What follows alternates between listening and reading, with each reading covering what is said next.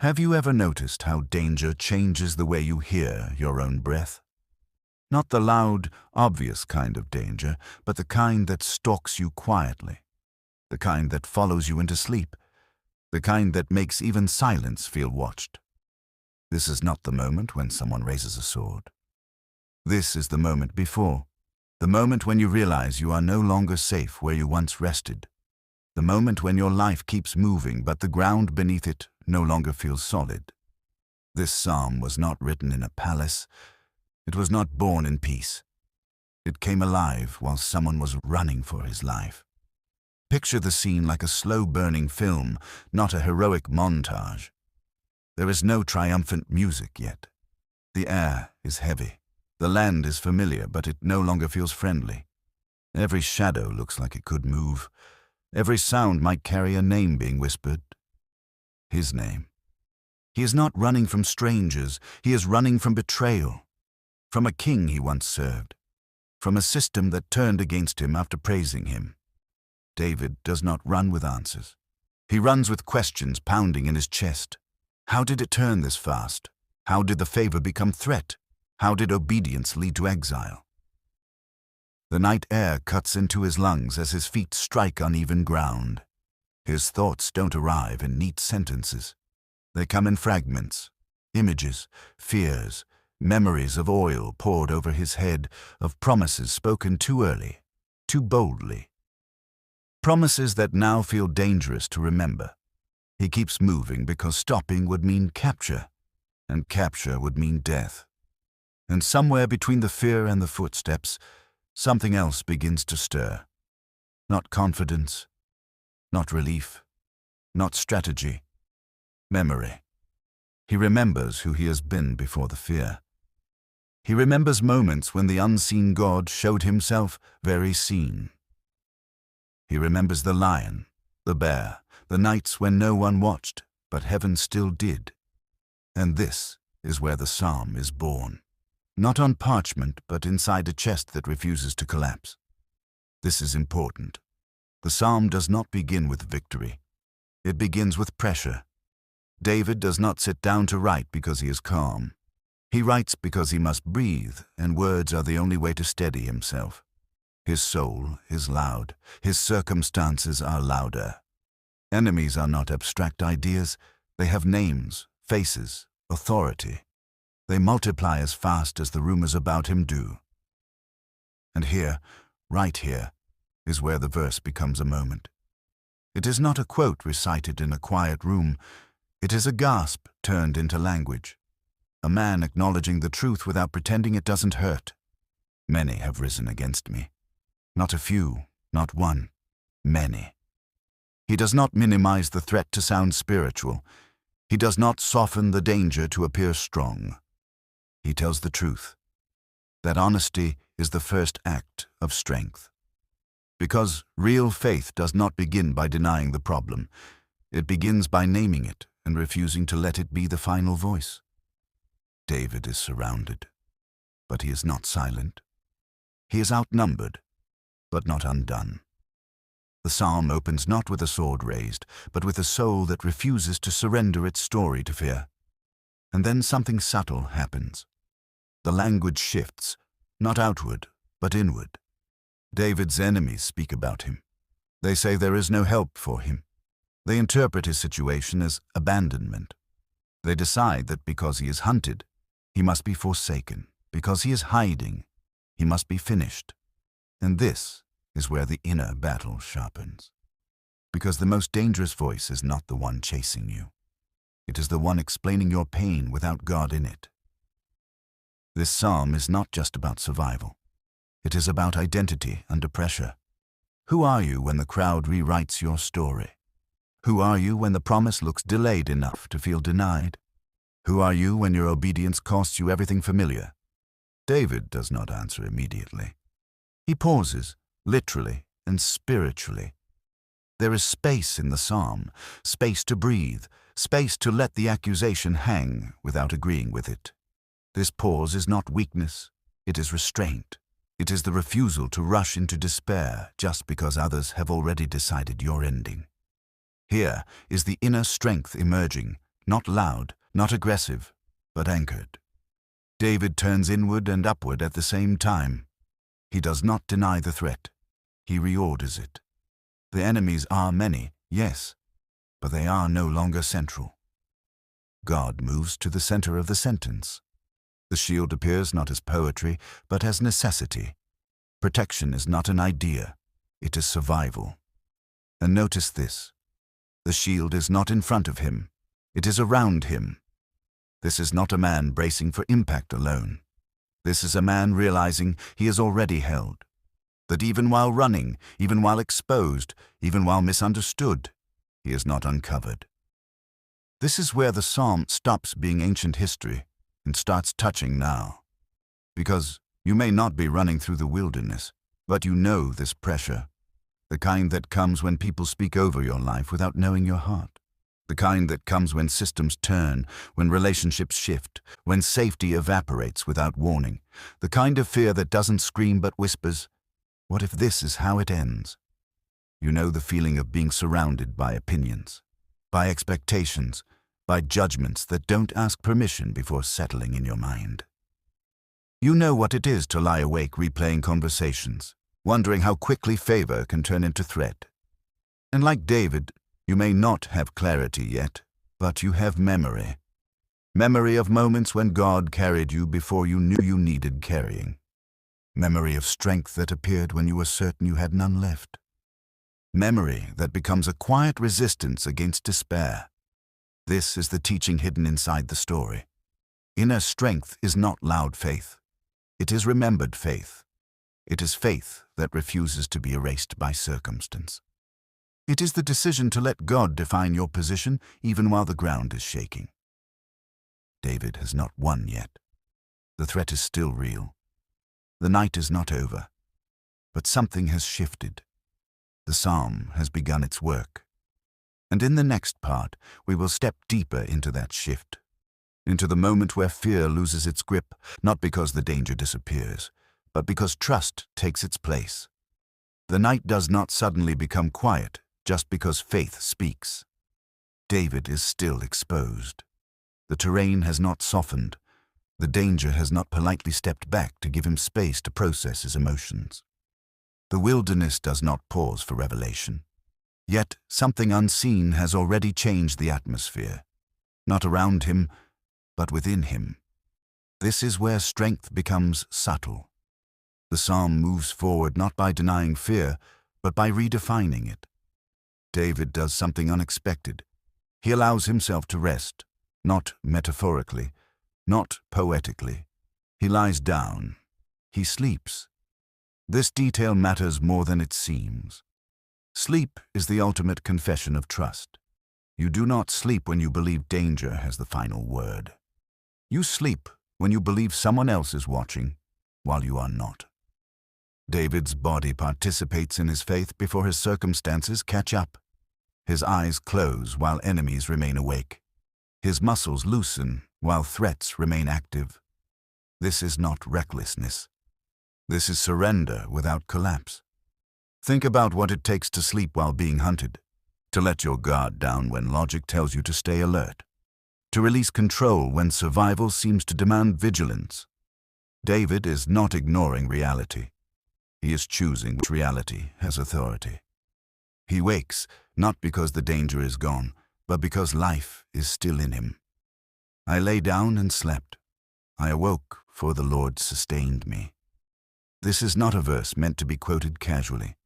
This is a man marveling at the fact that he is still breathing, that his heart did not fail him in the night, that fear did not consume him while consciousness faded.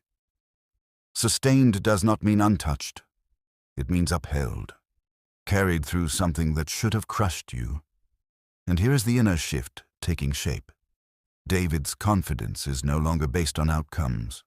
It is based on continuity. I am still here. I survived the night. God did not leave. This is the kind of strength that grows quietly, not from dramatic deliverance, but from daily preservation, the kind that doesn't shout victory, but whispers gratitude. And then the numbers return, 10,000s. The threat enlarges again. David does not shrink it to protect his faith. He names it. 10,000s have set themselves against me all around. The danger is now total, encircling. There is no obvious escape route, no single direction that promises safety. Yet, notice what does not return. Panic. Fear is mentioned. But it is no longer reigning. The enemies are everywhere, but they are no longer overwhelming his inner world. This is the difference between being surrounded and being overtaken. The pressure remains external, but it has lost its authority internally. This is where the psalm teaches without preaching. Strength is not the absence of fear. Strength is fear that has lost its power to decide. David's courage is not aggressive. It is settled. He does not hype himself into bravery. He stands in a knowing that has been earned through remembering who sustains him. This is where many people miss the depth of the psalm. They read it as confidence after deliverance. It is actually confidence before it. Nothing visible has changed yet. The king is still chasing him. The wilderness is still harsh. The promise still feels distant. But David has crossed an internal line. He is no longer negotiating his peace with his circumstances. And this is where the story begins to press into the viewer's life.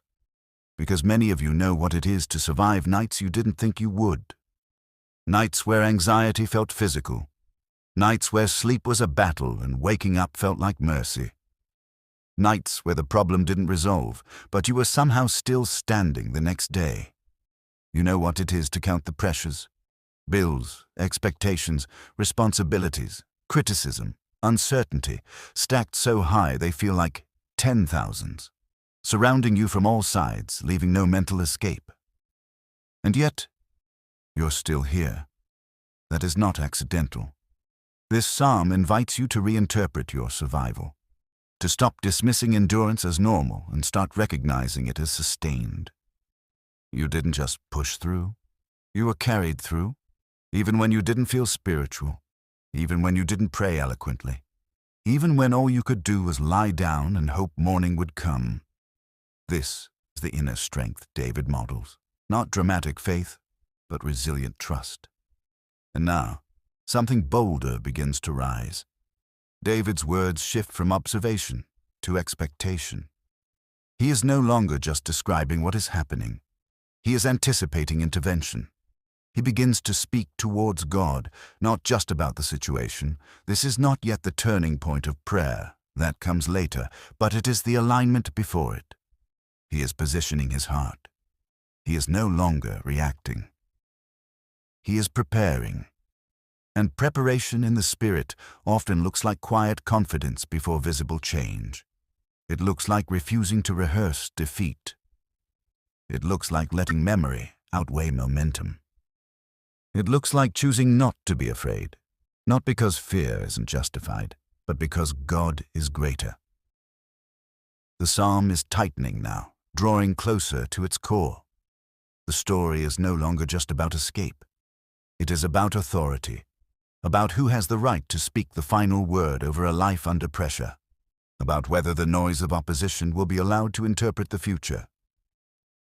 David stands, still hunted, still vulnerable, but no longer unsure. And in the next part, we will enter the decisive moment. The place where trust turns into boldness, and boldness begins to speak, not as desperation, but as alignment with heaven. There comes a moment when silence is no longer enough. Not the silence of fear, but the silence of waiting, the kind where you have remembered, endured, rested, and realigned, and something inside you knows it is time to speak, not to the enemy, not to the noise, but to God, with expectation. This is where the psalm reaches its turning point. David does not shout first. He does not rush into dramatic language. He calls. The word itself is intimate. It is not a command hurled into the heavens. It is a reaching, a voice rising out of settled trust. He is no longer speaking from panic. He is speaking from position. Arise. That single word carries weight. It assumes relationship. You do not ask a distant stranger to rise. You speak like this to someone who has already been present, someone who has been watching through the night, someone whose silence was not absence but patience. David is not asking God to notice the situation. He is asking God to move within it. And notice how personal it becomes. My God. Not the God of Israel in general, not the God of history in theory. My God, claimed in the wilderness, claimed while running, claimed while misunderstood. This is covenant language spoken under pressure, identity anchored when circumstances try to strip it away. This is where boldness emerges, not from ego, but from intimacy. David begins to speak as someone who knows how God acts, not how he hopes God will act, but how God has acted before. He remembers patterns. He remembers faithfulness that did not depend on ideal conditions. And from that memory, he dares to expect consistency. The language becomes confrontational, not toward people, but toward the threat itself. The power behind the opposition is addressed. The authority of harm is challenged, not because David feels invincible, but because he knows who stands with him.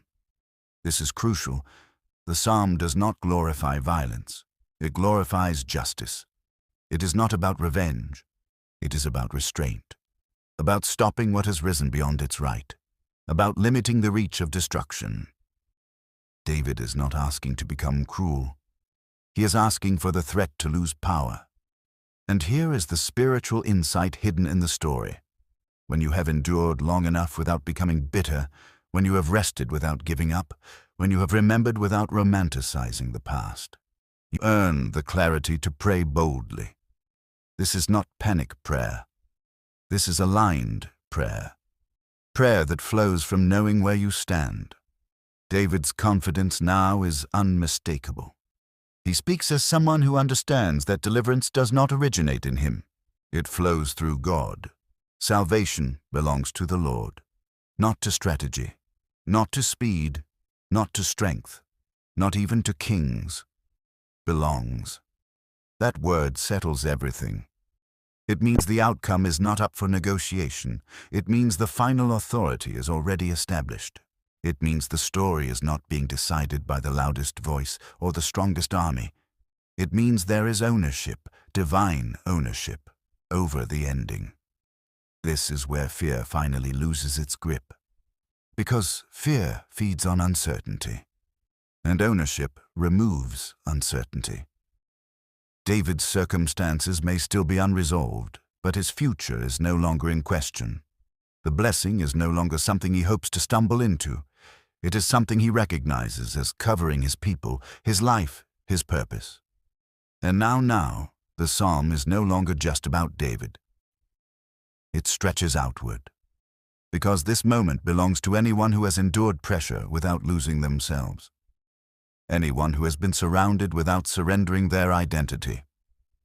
Anyone who has been spoken against without allowing those words to rewrite their worth. This is where your story meets his. You may have waited quietly. You may have survived nights that tested your resolve. You may have learned to rest while answers delayed. But there comes a moment when your spirit knows it is time to speak, not from fear, but from alignment. Not begging, not bargaining, but trusting. This is the turning point where prayer stops sounding desperate and starts sounding assured, where your words don't come from what you lack, but from what you know, where you stop explaining your pain and start declaring who holds the outcome. And yet, the psalm does not end with noise. It settles again. There is still space left, a softness, a pause after boldness. Because true faith does not rush the ending. It rests in it. And in the final part, we will step into that rest. The quiet confidence that lingers after prayer. The promise that remains even before full resolution, and the question that gently follows you forward. What happens when you trust God not just to deliver you, but to keep you?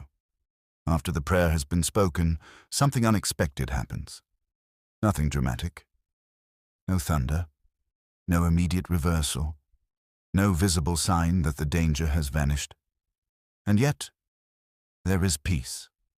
Not the kind that depends on outcomes, but the kind that settles because something has been entrusted. David does not stay in a posture of pleading. He does not repeat himself to convince God to listen. He rests his words where they belong and allows silence to return, not as emptiness, but as assurance.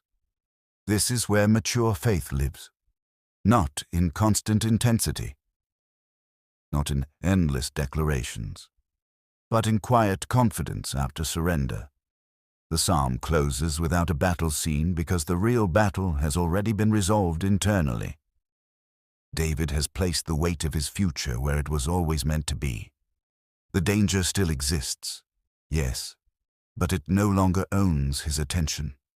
His heart is no longer divided between fear and trust. It has chosen, and this choice is the final lesson of the psalm. David understands something that only pressure can teach. God does not only deliver from danger, he keeps you through it. The same God who watches while you sleep is the God who governs the outcome. The same God who sustains you quietly is the God who blesses openly. There is no rush now. David does not need to see the ending immediately. He has already placed it in capable hands. He has stopped trying to manage what only God can resolve. This is not resignation, it is confidence refined. And this is where the psalm gently turns toward you one last time. Because many people pray and then keep carrying what they prayed about. They speak trust, but live tense. They declare faith, but rehearse fear. David shows a different way. He prays, and then he rests. He trusts God not just with rescue, but with timing. Not just with protection, but with process. Not just with survival, but with story. This is the soft ending of the psalm, not at a full stop, but a lingering presence. A sense that, even if tomorrow holds uncertainty, today is held. A reminder that blessing does not always arrive as escape, but often as covering. You may still be in the middle. You may still be waiting. You may still feel surrounded. But if you are still here, still breathing, still choosing trust, you are being kept. And that raises the final, quiet question the psalm leaves behind.